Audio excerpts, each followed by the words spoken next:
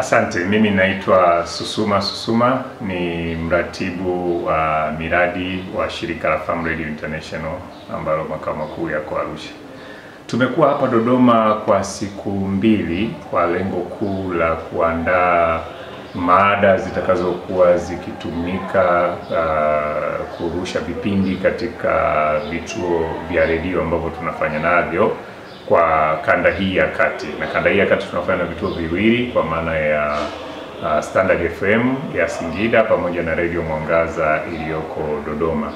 Na tunatumia redio hizi mbili kwa ajili ya kuhamasisha jamii na wakulima kwa ujumla kufanya zaidi masuala ya kilimo ekolojia kwa maana ya kulinda uhai wa walaji, uhai wa mazingira, kutumia mbinu za kiikolojia zaidi katika kilimo na mifugo ili kutotumia kemikali ambazo zinaathiri afya za walaji pamoja na viumbe hai wengine kwenye ardhi, kwa sababu hizo kemikali zinaingia ndani ya ardhi na kuharibu mazingira. Kwa hiyo tumekuwa hapa kwa siku mbili kwa ajili ya kuandaa hizo mada ambazo zitarushwa kwa miezi mitatu kuanzia mwezi ujao, na tumefanikiwa vizuri, tumekamilisha zoezi hilo. Na basi sasa hivi kitakachofuatia ni kwenda kuweka vizuri hayo tuliyoandaa kwenye mpangilio mzuri, ili baadaye mwezi ujao vipindi vianze kuruka hewani na jamii yetu iweze kupata maarifa na kuweza kuyatumia maarifa hayo katika shughuli zao za uzalishaji. Ninaitwa Esther Mwangabula, ninasimamia kitengo cha redio na ufuatiliaji shirika la Farm Radio International, tuko Arusha.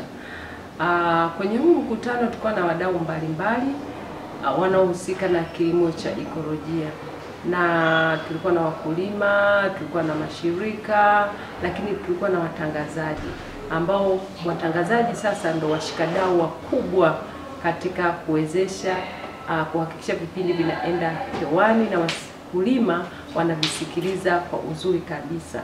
Na tulikuwa na watangazaji wa Standard Radio na Radio Mwangaza. Na baada ya kuhakikisha kwamba tumepata mada, watangazaji watakuwa wanawatembelea wakulima, wanawahoji, wanaenda moja kwa moja kwa wakulima, wanawahoji, wakisha wahoji wanatengeneza vipindi na kuvirusha hewani. Lakini pia watawapa fursa wasikilizaji. Tuna namba maalum ya kubip ambapo wakulima watakuwa wanabip, wanatoa mawazo yao, alafu watangazaji wanayarusha yale mawazo hewani. Na kwa maana hiyo basi Farm Radio tunatekeleza miradi ama vipindi vyetu kwa njia shirikishi, kuanzia mkulima, wadau na watangazaji. Asante. Naam, langu jina ni Daudi Ngosengo Manonge kutoka mtandao wa Bioanuwai Tanzania, na hapa nimefanikiwa kushiriki sehemu ya pili ya uandaaji wa mradi wa IRESAP ambao unafanyika na shirika la Farm Radio International pamoja na BioVision. Wadau hawa maendeleo wanatusaidia kutoa habari kwa wakulima kuhusiana na masuala ya kilimo ekolojia. Na kilimo ekolojia sasa ni muhimu katika kuhakikisha kwamba tunazalisha chakula salama, lakini tunatunza mazingira wakati wa uzalishaji, na zaidi ya yote tunawafikia wakulima ambao ni walengwa, wale wakulima wadogo, kuzalisha kwa kutumia mbinu za kilimo ekolojia ambazo hizo zitalinda afya zao wakati wanazalisha, zitalinda afya zao wakati wanatumia vyakula vya asili, lakini pia zitasaidia katika kuhakikisha kwamba hata udongo na uzalishaji wa maeneo ambayo yanafanya uzalishaji kuwa ni endelevu. Na zaidi ya yote itasaidia pia katika kutunza na kuendeleza bioanuwai. Bioanuwai hii ya mbegu, bioanuwai pia ya mimea ambayo inazalishwa kwenye maeneo husika.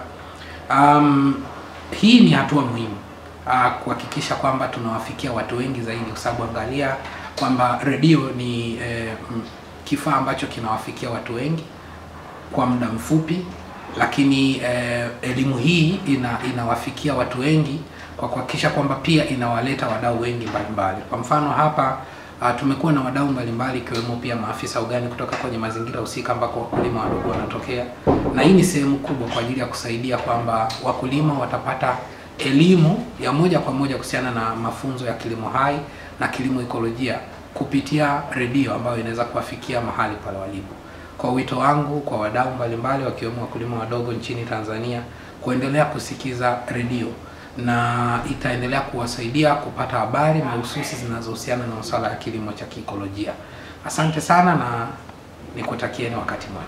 Jina langu naitwa Catherine Kimungu, mwenyekiti wa kikundi cha Masika ambacho kipo kijiji cha Malolo, kata ya Mtila, vijijini.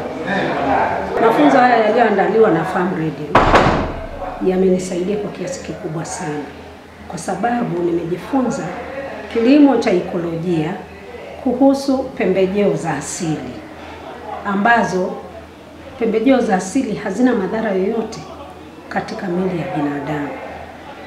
Maana tunapotumia chakula ambacho kimelimwa kwa kutumia mbolea za asili hazina madhara yoyote.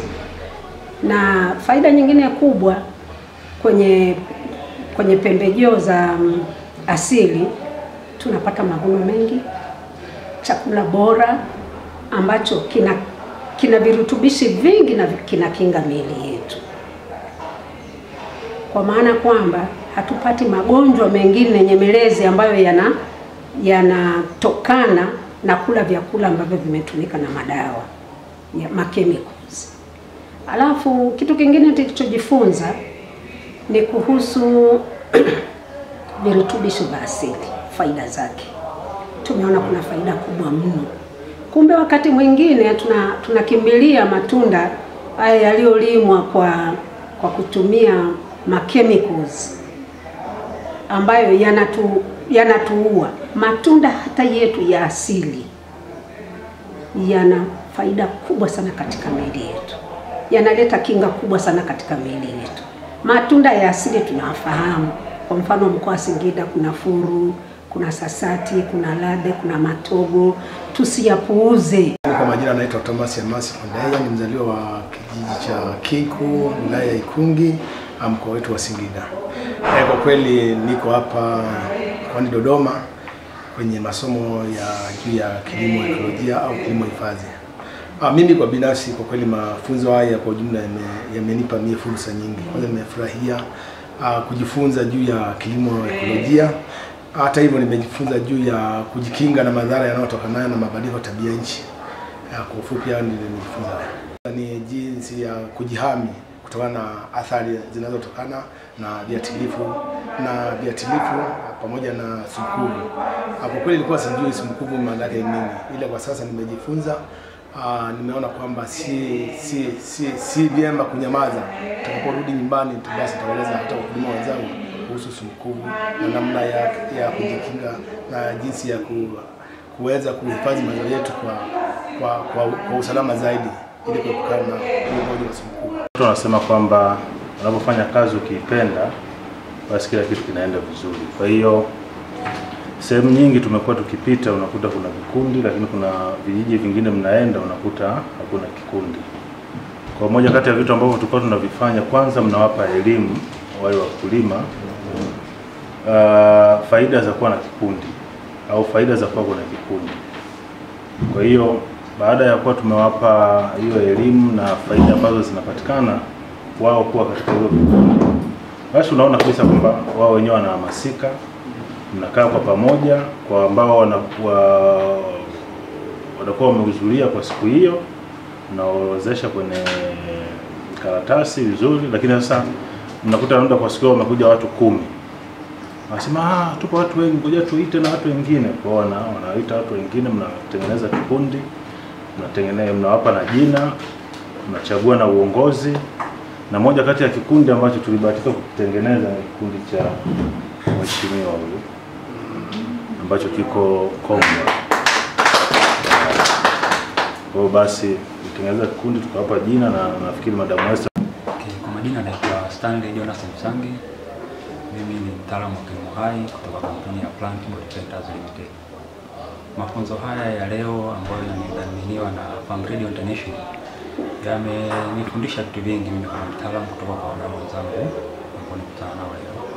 Lakini sisi kama wataalamu wa kilimo hai tumepata fursa ya kuelimisha wakulima kuhusiana na viuatilifu vya asili Kwa hiyo tutawafundisha wakulima namna ya kuandaa viuatilifu vya asili ambao wanaweza kuandaa wenyewe majumbani.